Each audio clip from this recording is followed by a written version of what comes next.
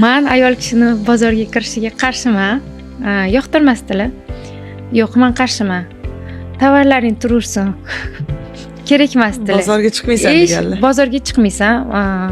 Bilmadim, umuman yoqtirmasdilar, mumkin emas. Juda ham eshitishni ham xohlamasdilar.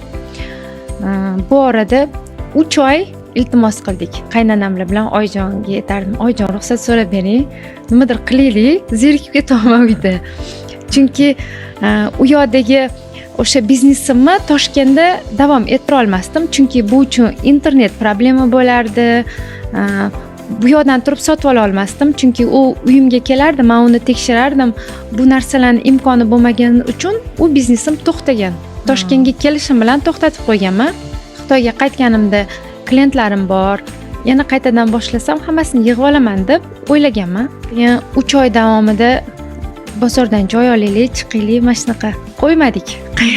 Oyjon bilan Ayol makrini ishlatib, shunaqa ikkita ayol kishi asobini qaynona bilan kelin birlashsa, hech kim qarshilik ko'rsata olmaydi bunga.